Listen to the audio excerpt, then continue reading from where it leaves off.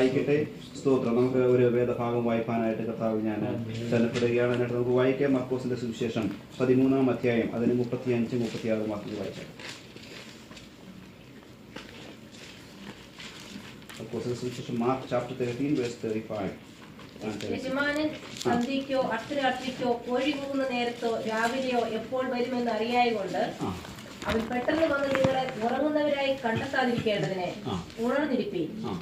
ഞാൻ നിങ്ങളോട് പറയുന്നതോ എല്ലാവരോടും പറയുന്നു, ഉണർന്നിരിപ്പീൻ. മതി. നമുക്ക് പരിചയമുള്ള ഒരു വേദഭാഗമാണ്. നമുക്ക് ചെറുപ്പം തൊട്ട് നാം കേട്ടിട്ടുള്ള ഒരു കഥ. ഞാൻ പറയുന്നൊന്നുമില്ല, പറയുമ്പോൾ തന്നെ ഉണ്ടായി. ആമയുടെയും മുയലിൻ്റെയും കഥ കേട്ടിട്ടില്ലാത്ത ആരെങ്കിലും ഉണ്ടോ? എല്ലാവരും കേട്ടിട്ടുണ്ട് ആമയുടെയും മുയലിൻ്റെയും കഥ, അല്ലേ? ശരിക്കും ആ കഥ അതിനേക്കാൾ എത്രയോ വലുതും നല്ലതുമായ കഥകൾ ഒത്തിരി നാം ഒരുപക്ഷെ കേട്ടിട്ടുണ്ടെങ്കിലും ഈ കഥ പറയുമ്പോൾ തന്നെ നാം ഒരിക്കലും മറന്നു പോകത്തില്ല. ഇനി ഈ കഥ ഇരിക്കുന്ന ലോകത്തിലെ എല്ലാ വ്യക്തികളും ഒരുപക്ഷെ കേട്ടിട്ടുള്ള കഥയായിരിക്കും ആമയുടെ മുയലിൻ്റെ കഥ. അതിനകത്ത് പ്രത്യേകിച്ച് വലിയ സംഭവമൊന്നുമില്ലെങ്കിലും നമ്മൾ അതിനകത്ത് ഒത്തിരി കാര്യങ്ങൾ പഠിക്കേണ്ടതുണ്ട്. കാരണം എന്താ വെച്ചിട്ടുണ്ടെങ്കിൽ എന്താ ഈ കഥയ്ക്ക് ഇത്രയും വലിയ പ്രാധാന്യം ഉണ്ട്. ഞാൻ ചിന്തിച്ചു, ഈ കഥയെപ്പറ്റി ചിന്തിച്ചപ്പോൾ, അല്ലെങ്കിൽ ഈ വേദഭാഗം വായിച്ചപ്പോൾ ഈ കഥ എൻ്റെ ഹൃദയത്തിലേക്ക് വന്നു. ഈ കഥയ്ക്ക് ഇത്രയും പ്രാധാന്യം വരാൻ കാരണം ഞാൻ മനസ്സിലാക്കിയത്, ഒരിക്കലും ഒരു വ്യക്തിക്കും അംഗീകരിക്കാൻ അക്സെപ്റ്റ് ചെയ്യാൻ പറ്റാത്ത ഒരു ജയം ആമയ്ക്കും, ഒരിക്കലും ആർക്കും അംഗീകരിക്കാൻ പറ്റാത്തൊരു തോൽവി ഇവിടെ മുയലിൽ സംഭവിച്ചിരിക്കുക. ഒരാൾക്കും അംഗീകരിക്കാൻ പറ്റില്ല മുയലിൽ ഈ തോൽവി സംഭവിച്ചു. എങ്ങനെ സംഭവിക്കാനാണ് ഒന്ന് ആലോചിച്ച് നോക്കി. കാരണം നമ്മൾ കേട്ടാൻ വിടുന്നു, അതിനകത്ത് ഒത്തിരി കാര്യങ്ങൾ നാം അത് കണ്ട് നമ്മുടെ ജീവിതത്തിൽ അഡോപ്റ്റ് ചെയ്യാൻ. അപ്പോൾ തന്നെ സ്തോത്രം, നാമുമായിട്ട് കമ്പയർ ചെയ്യുമ്പോൾ ഒരു കാരണവശാലും ഇവിടെ ഒരു തോൽവിക്ക് സാധ്യതയില്ല. പക്ഷേ ശരിക്കും ഈ മുയൽ തോക്കാൻ കാരണം എന്തുവാ? നമുക്ക് പറയാം, മുയലിൻ്റെ ഓവർ കോൺഫിഡൻസ് ആണ്. മുയൽ ഒത്തിരി എന്താ പറയുക, ആമയെ ഒത്തിരി നിസ്സാരവൽക്കരിച്ചു എന്നൊക്കെ നമുക്ക് പറയാം. പക്ഷെ അക്ഷരാർത്ഥത്തിൽ ആ മുയൽ തോൽക്കാൻ കാരണം എന്തോ? ഉറങ്ങിപ്പോയതാണ്. Praise God. ഉറങ്ങിപ്പോയത് തോൽവിക്ക് കാരണമായി. മുയൽ ശക്തനായ ഒരു ഓട്ടക്കാരനാണ് ആമയെ വെച്ച് നോക്കുമ്പോൾ. ആമയെ കമ്പയർ ചെയ്യാൻ പോലും പറ്റാത്ത തരത്തിൽ ഓടുവാൻ മുയലിന് സാധിക്കും. പക്ഷേ മുയൽ ഉറങ്ങിപ്പോയത് കൊണ്ട് തോറ്റുപോകല്ലേ. നാം നമ്മുടെ ശക്തി നാം തിരിച്ചറിയേണ്ടിയിരിക്കുന്നു. നാം ഒരു സാധാരണ വ്യക്തികളല്ല. കാരണം എന്ന് വെച്ചിട്ടുണ്ടെങ്കിൽ നാം യേശു കർത്താവിൻ്റെ രക്തത്താൽ വീണ്ടെടുക്കപ്പെട്ട ദൈവത്തിൻ്റെ ജനമാണ്. നാം സാധാരണ വ്യക്തികൾ ആണ് എന്ന് നാം ഒരിക്കലും നമ്മെ നിസ്സാരവൽക്കരിക്കരുത്. നമ്മൾക്ക് നമ്മുടെ ആ നമുക്ക് തന്നിരിക്കുന്ന അഭിഷേകം, അല്ലെങ്കിൽ നമ്മളിലുള്ള ശക്തി, അല്ലെങ്കിൽ നാം ആരാണ് എന്ന് നാം തിരിച്ചറിഞ്ഞാൽ, പ്രൈസ് ഗോഡ്, നമ്മൾ എത്രത്തോളം ശക്തരാണ് എന്ന് നാം മനസ്സിലാക്കി അപ്രകാരം നാം സ്റ്റെപ്പുകൾ എടുക്കുക. നമുക്കറിയാം, യേശു കർത്താവ് ഈ ഭൂമിയിൽ നിന്ന് നമ്മൾ ആരും കണ്ടിട്ടില്ല. പക്ഷേ ഇന്നും ദൈവത്തിൻ്റെ അത്ഭുതം പ്രവർത്തിക്കുന്ന ദൈവത്തിൻ്റെ മക്കളിലൂടെയാണ്, നമ്മളിലൂടെയാണ് യേശു ഇന്നും പ്രവർത്തിക്കുന്നത്. അപ്പോൾ ആ മുയല് ഉറങ്ങിപ്പോയത് കൊണ്ട് തോൽക്കുവാനിടയായി തീർന്നു. ഇവിടെ നാം വായിച്ചു കേട്ട ഭാഗം എന്തുവാ? യജമാനൻ വരുമ്പോൾ നിങ്ങൾ ഉറങ്ങുന്നവരായി കണ്ടാൽ. ഒന്ന് വായിച്ചിട്ട് സിസ്റ്റർ. യജമാനൻ സന്ധ്യയ്ക്കോ അർദ്ധരാത്രിക്കോ കോഴി കൂകുന്ന നേരത്തോ രാവിലെയോ എപ്പോൾ വരും എന്ന് അറിയായകൊണ്ട് അവൻ പെട്ടെന്ന് വന്ന് നിങ്ങളെ ഉറങ്ങുന്നവരായി കണ്ടെത്താതിരിക്കേണ്ടതിന് ഉണർന്നിരിപ്പീൻ. ഉണർന്ന് ഇരിക്കുവാൻ ദൈവത്തിന്റെ വചനം, ഉറങ്ങരുത് എന്ന് പല ഭാഗങ്ങളിലും ദൈവത്തിന്റെ വചനം നമ്മെ ഇവിടെ പഠിപ്പിക്കുന്നുണ്ട്. എഫേഷ്യൻസ് 5:14 വായിച്ചാട്ടെ. ഒരാൾ 1 തെസ്സലോനിക്കർ 5:1 മുതൽ വായിക്കും. Ephesians 5:14. Ephesians chapter 5 verse 14. For it is light that makes everything visible. This is why it is said, wake up, O sleeper, rise from the dead, and Christ will shine on you. അതുകൊണ്ട് ഉറങ്ങുന്നവനെ ഉണർന്നു മരിച്ചവരുടെ ഇടയിൽ നിന്ന് എഴുന്നേൽക്കാം, എന്നാൽ ക്രിസ്തു നിന്റെ മേൽ പ്രകാശിക്കും എന്ന് ചൊല്ലുന്നു. 1 തെസ്സലോനിക്കർ 5-ാം അധ്യായത്തിന്റെ 1 വാക്യം വായിച്ചാട്ടെ. സഹോദരന്മാരെ, കാലങ്ങളെയും സമയങ്ങളെയും കുറിച്ച് നിങ്ങളെ എഴുതി അറിയിപ്പാൻ ആവശ്യമില്ല. കള്ളൻ രാത്രിയിൽ വരും പോലെ കർത്താവിന്റെ നാൾ വരുന്നുവെന്ന് നിങ്ങൾ തന്നെ നന്നായി അറിയുന്നുവല്ലോ. അവർ സമാധാനമെന്ന് നിർഭയമെന്ന് പറയുമ്പോൾ ഗർഭിണിക്ക് പ്രസവവേദന വരുമ്പോലെ അവർക്ക് പെട്ടെന്ന് നാശമെന്ന് ഭവിക്കും. അവർക്ക് തെറ്റിയൊഴിയാവുന്നതുമല്ല. എന്നാൽ സഹോദരന്മാരെ, ആ നാൾ കള്ളൻ എന്ന പോലെ നിങ്ങളെ പിടിപ്പാൻ നിങ്ങൾ ഇരുട്ടിലുള്ളവരല്ല. നിങ്ങൾ എല്ലാവരും വെളിച്ചത്തിന്റെ മക്കളും പകലിന്റെ മക്കളുമാകുന്നു. ഞാൻ രാത്രിക്കും ഇരുളിനും ഉള്ളവരല്ല. ആകയാൽ നാം ശേഷമുള്ളവരെ പോലെ ഉറങ്ങാതെ ഉണർന്നും ഈ നമ്മൾ വായിച്ചു കേട്ട ദൈവവചനത്തിലെല്ലാം വളരെ വ്യക്തമായ ദൈവത്തിന്റെ വചനം നമ്മൾ പറയുന്നു. നാം ഉറങ്ങിപ്പോവാൻ സാധ്യത ഉള്ളത് കൊണ്ടാണ് ഇത് പറയുന്നത്. ഉറങ്ങുന്നവരെ അല്ലെങ്കിൽ സ്തോത്രം ഉറങ്ങിപ്പോയത് സംഭവിക്കും, നാം പരാജയപ്പെട്ടു പോകുവാൻ സാധ്യതയുണ്ട്. നമുക്ക് ദൈവം ശക്തി തന്നിട്ടുണ്ട്, നമുക്ക് ദൈവം ഹല്ലേലൂയ ഒരു ഡെസ്റ്റിനി നമുക്ക് തന്നിട്ടുണ്ട്. നാം അത് ഓട്ടം തികച്ചേ പറ്റൂ. പൗലോസ് പറയുന്നു, ഞാൻ ഓട്ടം തികച്ചു. ഓട്ടക്കളത്തിൽ ഓടുന്നവർ അനേകരാണെങ്കിലും ബിരുദ് പ്രാപിക്കുന്ന ഒരുവിനുള്ളൂ എന്ന് പൗലോസ് പറഞ്ഞിട്ട് വീണ്ടും പറയും, ഞാൻ ഓട്ടം തികച്ചു, നിങ്ങളും പ്രാപിപ്പാൻ തക്കവണ്ണം നിങ്ങൾ ഓടുകയും. അപ്പൊ നമുക്ക് ദൈവം വെച്ചിരിക്കുന്ന ഓട്ടം തികയ്ക്കണമെങ്കിൽ പ്രൈസ് ഗോഡ്, നാം ഉറങ്ങിപ്പോയാൽ എന്ത് സംഭവിക്കും? നാം പരാജയപ്പെട്ടു പോകാൻ സാധ്യതയുണ്ട്. പക്ഷെ ഉറക്കം ഹല്ലേലൂയ കടന്നു വരാൻ സാധ്യതയുള്ളത് കൊണ്ടാണ് ദൈവവചനം ഇവിടെ എടുത്തെടുത്ത് പറയുന്നത്, നാം ഉണർന്നിരിപ്പിൻ. രണ്ട് കാര്യങ്ങൾ പെട്ടെന്ന് ഉറങ്ങിപ്പോയാൽ സംഭവിക്കുന്നത് ഓടിച്ച് പറയാൻ ആഗ്രഹിക്കും. ഒന്നാമതായിട്ട് കർത്താവിന്റെ വചനം നാം വായിച്ചു കേട്ടു. എന്താണ്? നാം ഉറങ്ങിപ്പോയി കഴിഞ്ഞാൽ മണവാളം വരുമ്പോൾ നമ്മൾ ഉറങ്ങുന്നവനായി കണ്ടാൽ എന്ത് സംഭവിക്കും? നാം സ്തോത്രം നമുക്ക് മണവാളനോട് കൂടെ പോകുവാൻ എടുക്കപ്പെടുവാൻ കഴിയാത്തൊരവസ്ഥ.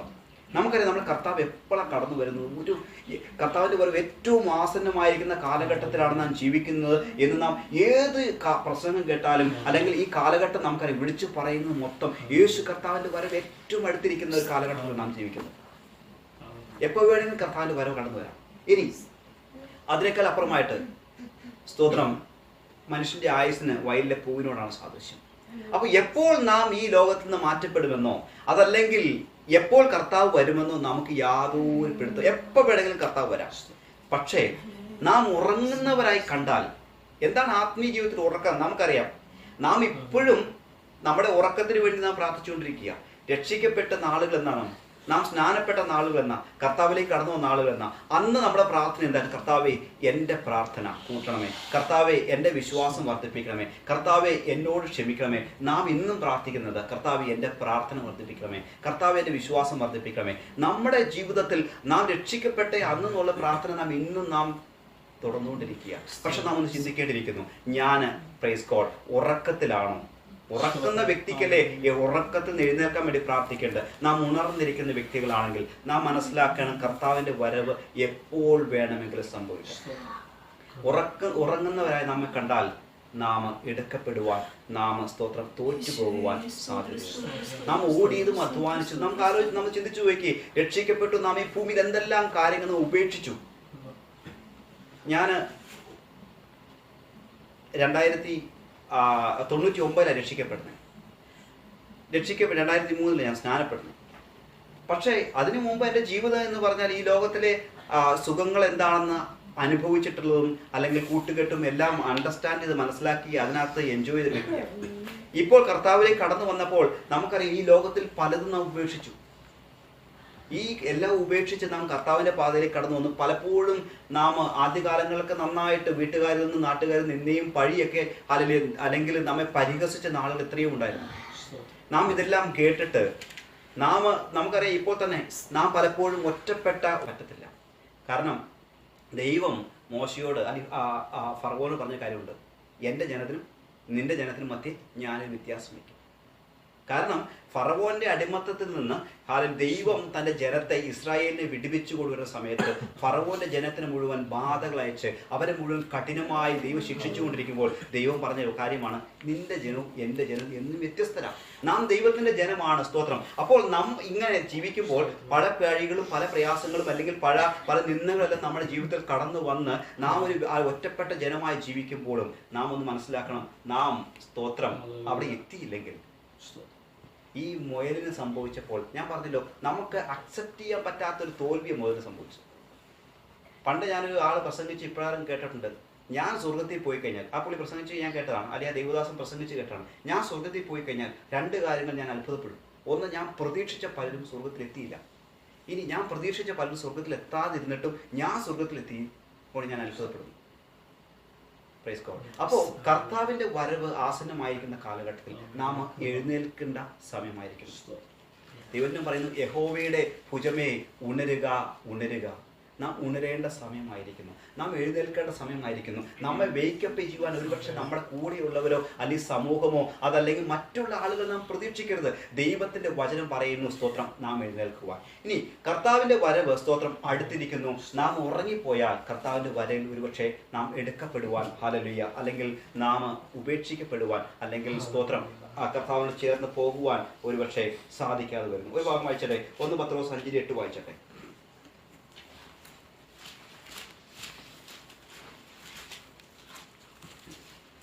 Be self-controlled and alert. Your enemy, the devil, prowls around like a roaring lion, looking for someone to devour. Resist him, standing firm in the faith, because you know that your brothers throughout the world are undergoing the same kind of suffering. നിർമ്മതരായിരിപ്പീൻ, ഉണർന്നിരിപ്പീൻ. നിങ്ങളുടെ പ്രതിയോഗിയായ പിശാച് അലർന്ന സിംഹം എന്ന പോലെ ആരെ വിഴുങ്ങേണ്ടതെന്ന് തിരിഞ്ഞു ചുറ്റി നടക്കുന്നു. ലോകത്തിൽ നിങ്ങൾ നിർമ്മതരായിരിപ്പീൻ, ഉണർന്നിരിപ്പീൻ. നിങ്ങളെ പ്രതിയോഗിയായ പിശാച് ആരെ വിഴുങ്ങേണ്ടു എന്ന് വെച്ച് ഊടാടി നടക്കുന്നു. അപ്പോ ഉറങ്ങിപ്പോയാൽ എന്ത് സംഭവിക്കാം? മണവാളം വരുമ്പോൾ നമ്മൾ ഉറങ്ങുന്നവരായി കണ്ടാൽ, സ്തോത്രം, മണവാളം നമ്മളെ, ഹല്ലേലൂയ, നമ്മളെ ചേർക്കാതെ പോകുവാൻ സാധ്യതയുണ്ട്. ഇനി രണ്ടാമതായി, നാം ഉറങ്ങിപ്പോയാൽ ഉറക്കത്തിൽ എന്ത് സംഭവിക്കുന്നു? നമുക്കൊരു പ്രതിയോഗിയുണ്ട്.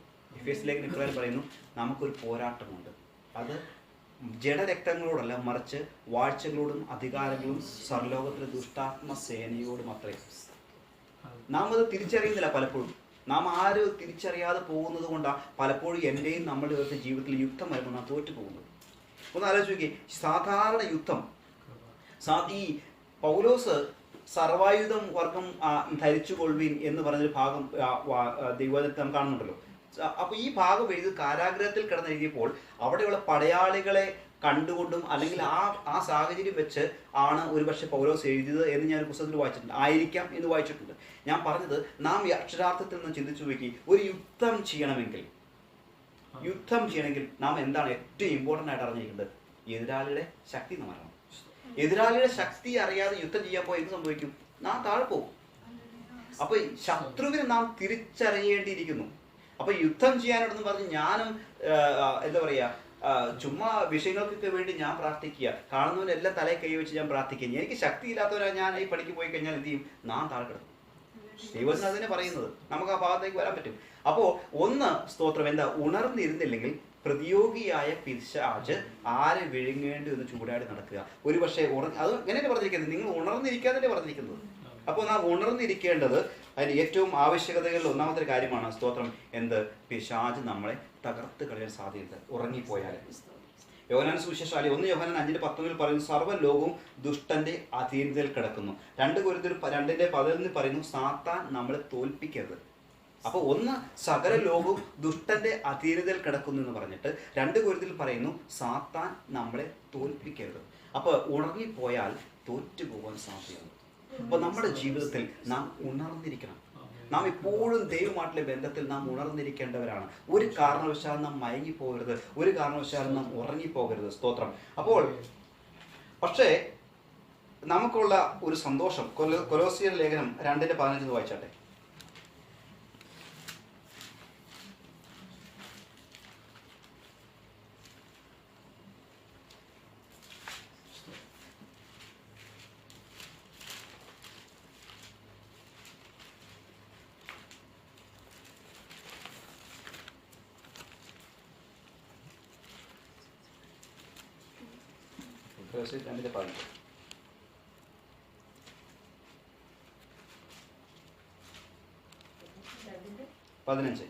വാഴ്ചകളും അധികാരങ്ങളെയും ആയുധവർഗം ഭവിപ്പിച്ച് ക്രൂശിൽ അവരുടെ മേൽ ജയോത്സവം കൊണ്ടാടി അവരെ പരസ്യമായി കാഴ്ചയാക്കി. ഓക്കെ, കർത്താവ് ക്രൂശിൽ പിശാചിനെ ജയിച്ചു എന്നാണ് അതിന്റെ സാരം.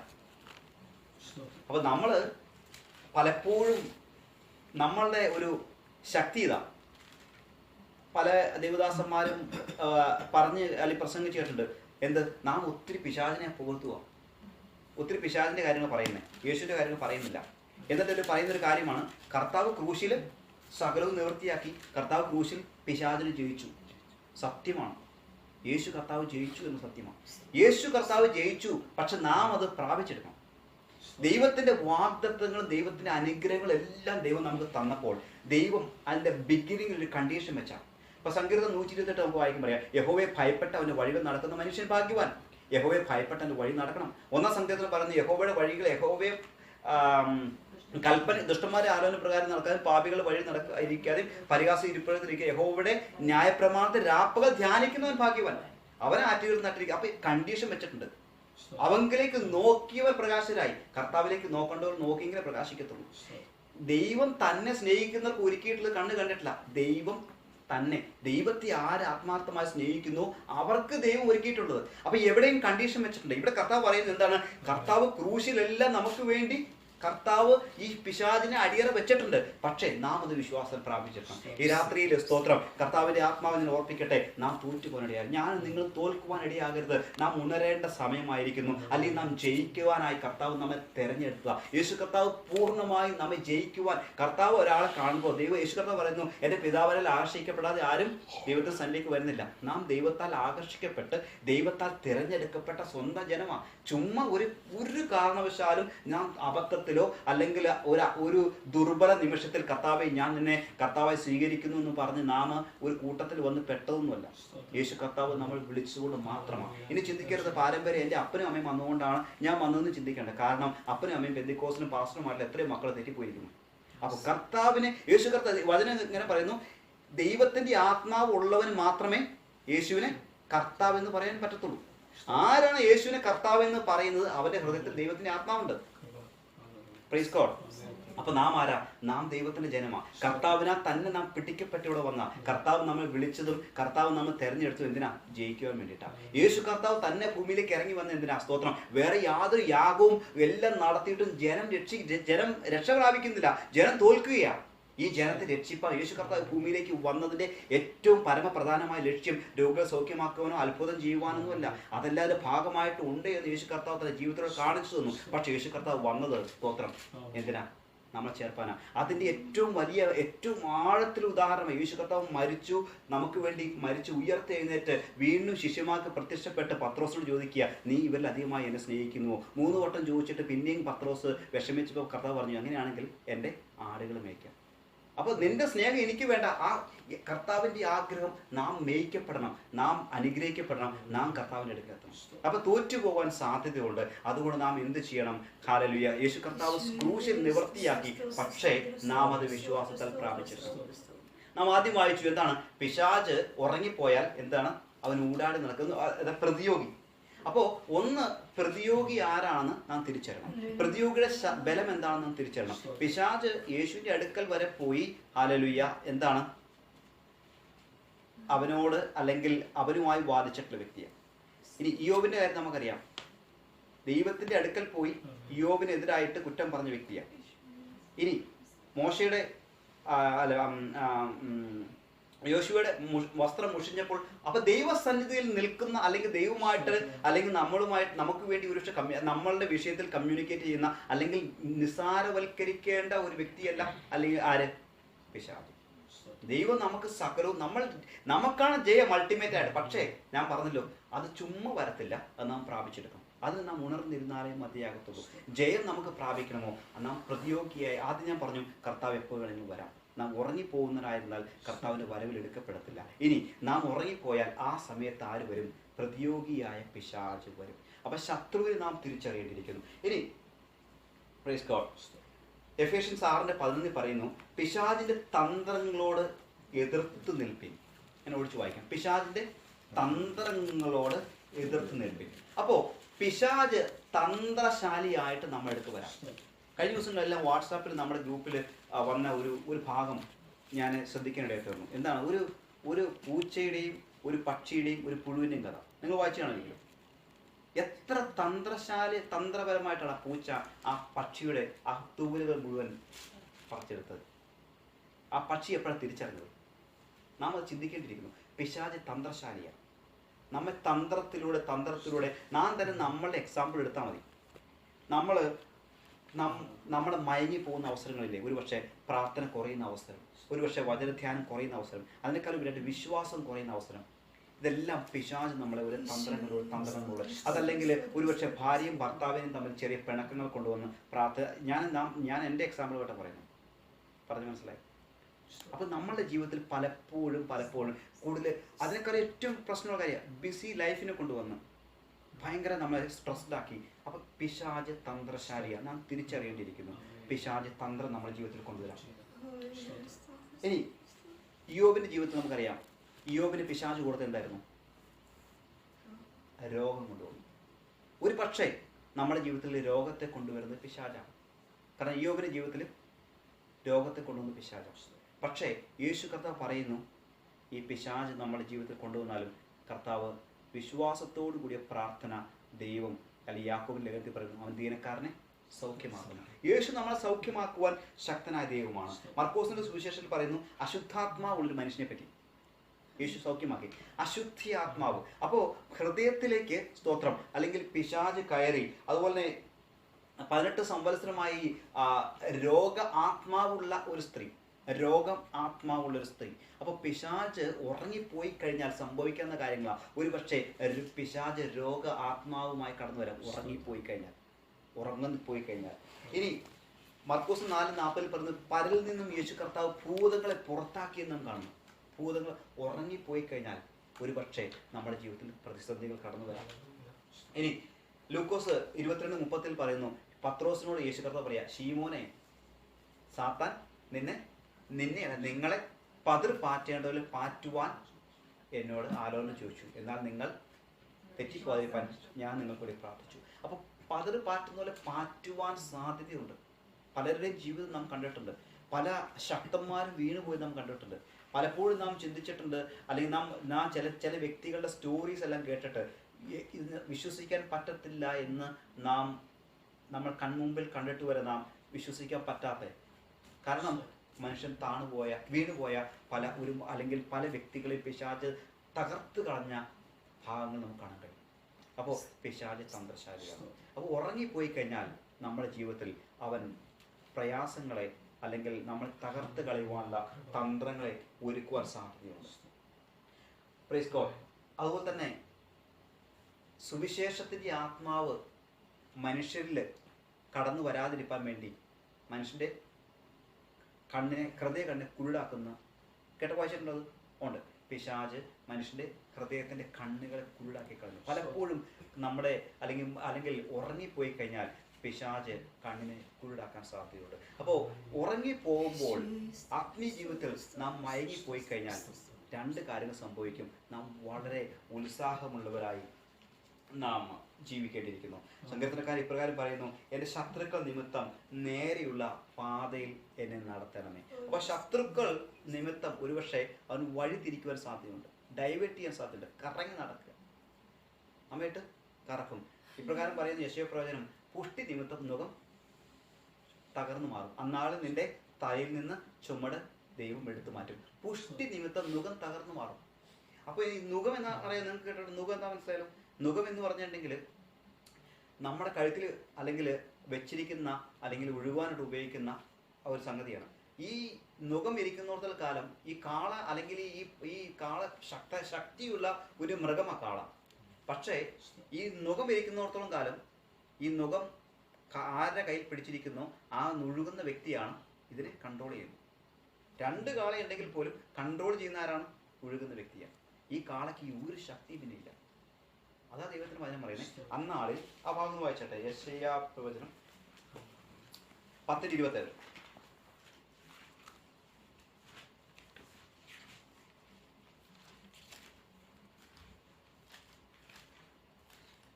അന്നാളിൽ അവന്റെ ചുമട് നിന്റെ തോളിൽ നിന്നും അവന്റെ മുഖം നിന്റെ കഴുത്തിൽ നിന്നും നീങ്ങിപ്പോകും.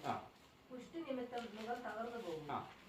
അവൻ അരിയാത്തിൽ പുഷ്ടി നിമിത്തം മുഖം തകർന്നു പോകും. അപ്പോൾ നമ്മുടെ ജീവിതത്തിൽ ഉറങ്ങിപ്പോയി കഴിഞ്ഞാൽ ഈ മുഖം ഒരു പക്ഷേ കടന്നു വരാൻ സാധ്യതയുണ്ട്. ആവശ്യത്തിൽ കൂടുതലുള്ള ഭാരം നമ്മുടെ തലയിലേക്ക് പിശാച് കടത്തിവിടാൻ സാധ്യതയുണ്ട്. ഉറങ്ങിപ്പോയി കഴിഞ്ഞാൽ ഉണ്ടാകുന്ന 2 കാര്യങ്ങളാണ്. ഇനി നമുക്ക് വായിച്ച ഭാഗം തന്നെ, പുഷ്ടി നിമിത്തം നുകം തകർന്നു പോകും. നമ്മുടെ ജീവിതത്തിൽ ഹല്ലേലൂയ സ്തോത്രം ഉറങ്ങാതിരിക്കുന്നവരുടെ ജീവിതത്തിൽ പുഷ്ടി ഉണ്ടാകും. എന്താ പുഷ്ടി? അഭിഷേകം എന്ന പുഷ്ടി, അല്ലെങ്കിൽ ആരാധന എന്ന പുഷ്ടി, പ്രാർത്ഥനയുടെ പുഷ്ടി. Praise God. ഈ പുഷ്ടി നമ്മുടെ ജീവിതത്തിൽ ഉള്ളിടത്തോളം കാലം എന്താണ്? ഈ നുകം ഉണ്ടാവത്തില്ല. നമ്മുടെ ജീവിതത്തിൽ നാം തന്നെ ചിന്തിച്ചു, നമ്മൾ ഒതുക്കി വെച്ചിരിക്കുന്ന പലപ്പോഴും നമ്മൾ ആഗ്രഹിച്ചിട്ട് നാം സ്തോത്രം നമ്മുടെ സ്വന്തം വഴിക്ക് പോകാൻ പറ്റുന്നില്ല. എൻ്റെ ശത്രുക്കൾ നിമിത്തം എന്നെ നേരെയുള്ള പാതയിൽ നടത്തണമെന്ന് ദാവീദ് പ്രാർത്ഥിക്കുക.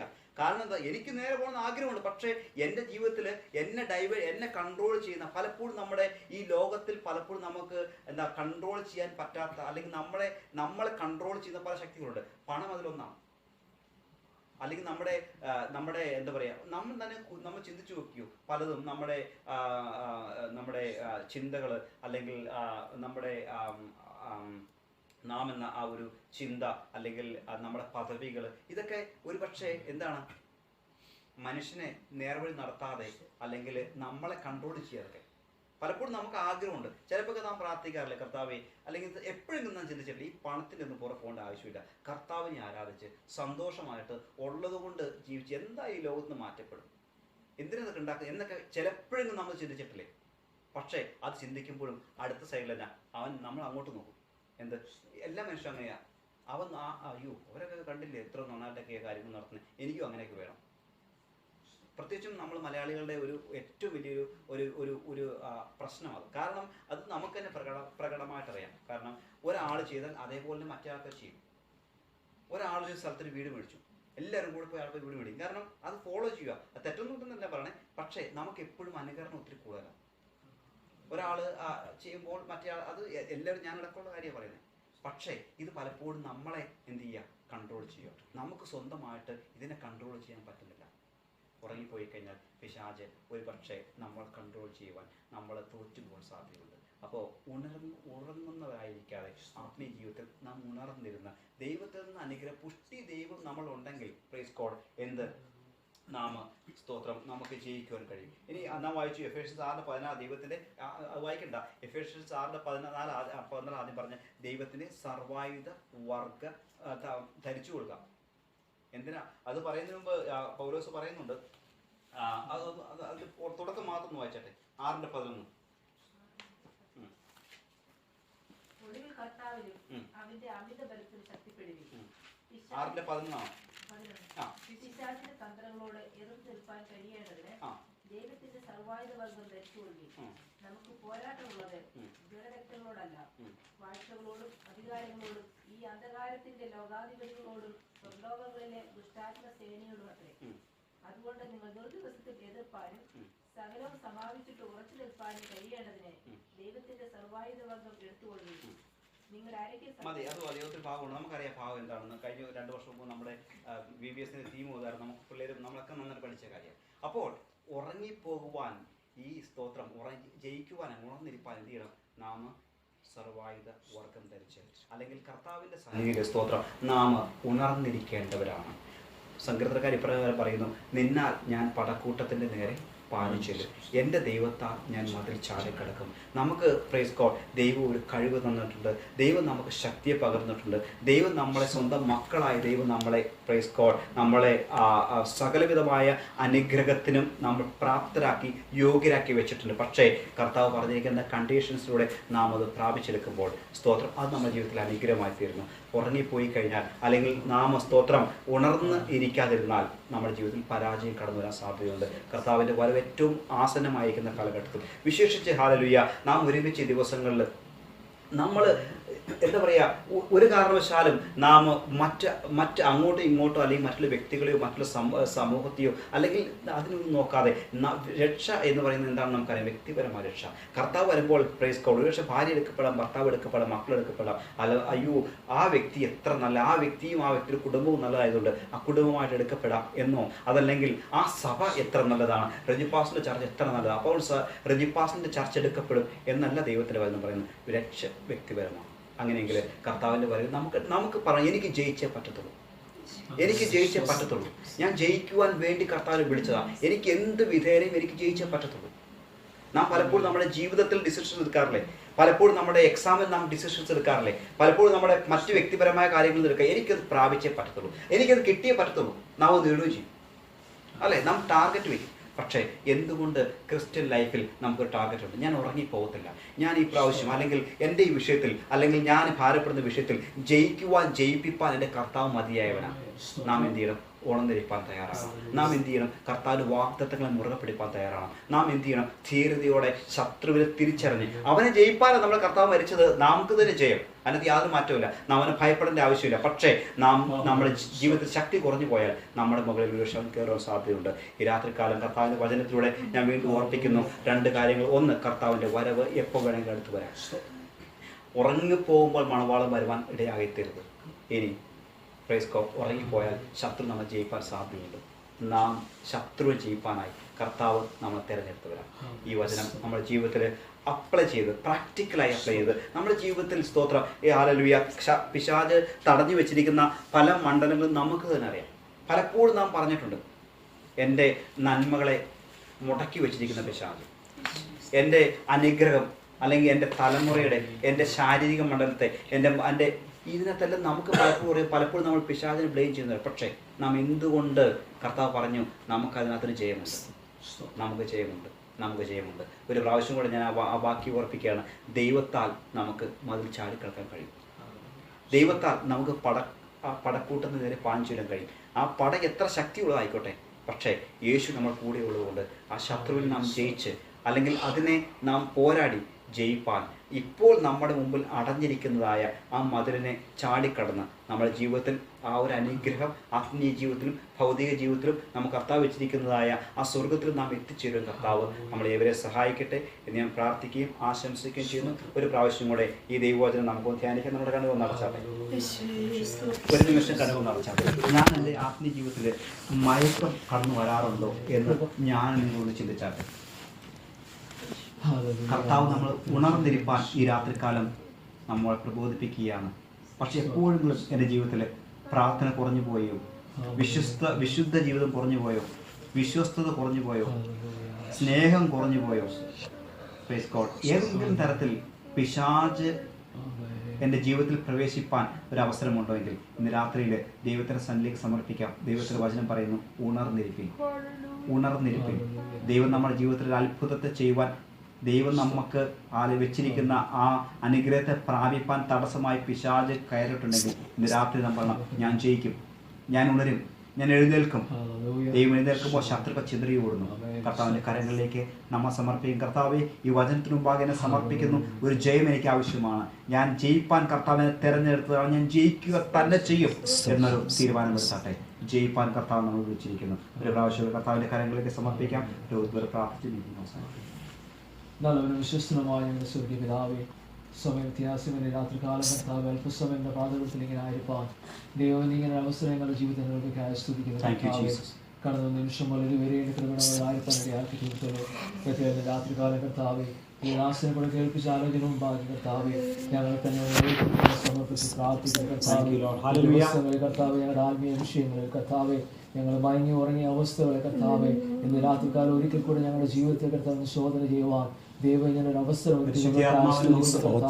ഈ ദിവസങ്ങളിൽ ഞങ്ങളുടെ വിളിയും തെരഞ്ഞെടുപ്പും തന്നെ കർത്താവ് ഉറപ്പാക്കിക്കൊണ്ട് കർത്താവെ, ഈ ദിവസങ്ങളിൽ വാസ്തവമായി ദൈവം ഞങ്ങളെ പറ്റി എന്ത് ആഗ്രഹിക്കുന്ന ഞങ്ങൾ മനസ്സിലാക്കി കർത്താവെ, ഈ ദിവസം ഞങ്ങളുടെ ആത്മീയ വിഷയങ്ങളിൽ കർത്താവ് എല്ലാ കാര്യങ്ങളിലും ദൈവം ആഗ്രഹിക്കുന്ന പ്രകാരം തീരുവാൻ എന്റെ ദൈവം ഞങ്ങളെ ഇടയാക്കണമേ എന്ന് പ്രാർത്ഥിക്കുന്ന കർത്താവെ, ഞങ്ങൾ കുറവുള്ളവരാന്ന് സമ്മതിക്കുന്ന കർത്താവെ, പലപ്പോഴും പലതൊക്കെ പ്ലാൻ ചെയ്തെടുക്കുകയൊക്കെ ചെയ്തെങ്കിലും കർത്താവെ അത് പ്രകാരം ഒന്നും ആയി തീരാന്ന് കഴിഞ്ഞിട്ടില്ല ഞങ്ങൾ സമ്മതിക്കുന്നു കർത്താവ്. ഈ ദിവസങ്ങളിൽ വാസ്തവമായി ഞങ്ങളുടെ ജീവിതത്തിൽ ഒന്ന് കണ്ട് കർത്താവെ, കർത്താവ് ലോക സംഭവങ്ങളുടെ വരവിനെ വിളിച്ചറിയിക്കുമ്പോൾ കർത്താവെ ഞങ്ങൾ ഉണർന്നതായി തീരുവാൻ സ്വർഗം ഇടയാക്കണമെന്ന് പ്രാർത്ഥിക്കുന്ന കർത്താവെ, ദുഷ്ടനായ ദിവസങ്ങളിൽ കർത്താവെ പലരും തകർത്ത് കളയുന്ന അവസ്ഥകളുടെ ജീവിതമൊക്കെ കടന്നു വരുമ്പോൾ ദിവസങ്ങളിൽ കർത്താവെ ഞങ്ങൾ ഉണർന്നിരുന്നുകൊണ്ട് കർത്താവെ ദൈവം വാസ്തവമായി ഞങ്ങളെ പറ്റി എന്തോ ആഗ്രഹിക്കണം അത് പ്രകാരം ഞങ്ങളെ വ്യക്തികളും കുടുംബങ്ങളുമായി വീണ്ടും ആയിത്തീരുവാൻ ഈ ദിവസങ്ങളിൽ ദൈവം ഞങ്ങളെ സഹായിക്കണമെന്ന് പ്രാർത്ഥിക്കുന്ന കർത്താവെ, രാത്രികാലം വേണ്ടി കാര്യങ്ങളെ ഏൽപ്പിച്ച് പ്രാർത്ഥിക്കുന്ന കർത്താവെ, എന്റെ വാദ്യത്തിന് സംസാരിക്കുന്ന ദാസനെ ശക്തി അടിച്ചുള്ള കർത്താവെ, വീടിന്റെ മകനെ ബലപ്പെടുത്തണം, സഹായിക്കണം, കൃപയുടെ മറ ഞങ്ങളെ മറയ്ക്കണം കർത്താവെ. ഈ വാത്സല്യ കുടുംബത്തെ വീണ്ടും രാത്രികാലം എന്റെ കാര്യങ്ങളെ ഏൽപ്പിച്ച് പ്രാർത്ഥിക്കുന്നു. ഞങ്ങൾ കടന്നു വന്ന് പ്രാർത്ഥിച്ചത് ആരാധിച്ചതെല്ലാം ഈ കുടുംബത്തിന് കർത്താവ് അനുഗ്രഹമായി തീരുവാൻ വരും ദിവസങ്ങളിൽ ദൈവത്തിന്റെ പ്രവൃത്തി ഈ കുടുംബത്തിൽ വെളിപ്പെട്ടു വരുവാൻ എന്റെ ദൈവം ഇടയാക്കണമേ ഞങ്ങൾ പ്രാർത്ഥിക്കുന്നു. കാരണം ഞങ്ങൾ ഓരോരുത്തരുടെ കാര്യങ്ങളിൽ ഏൽപ്പിക്കുന്നു കർത്താവേ. ഇപ്പോൾ ഞങ്ങൾ മടങ്ങി പോകുന്നു. പിരിയാത്തതിന്റെ കൃപയും സാന്നിധ്യം ഞങ്ങൾ ഏവരോട് കൂടും. ഈ വാത്സല്യ ഭവനത്തിനും കൂടും. ഈ തമ്മിൽ കാണുമ്പോഴുണ്ടായിരിക്കുന്നവരെ ഞങ്ങൾ പ്രാർത്ഥിക്കുന്നു. പ്രാർത്ഥന സ്വർഗം കേട്ടിരിക്കാൻ സ്തോത്രം ചെയ്യുന്നു. സർവ്വം ഞങ്ങൾക്ക് വേണ്ടി ജീവൻ വെച്ച യേശു ക്രിസ്തുവിന്റെ നാമത്തിൽ.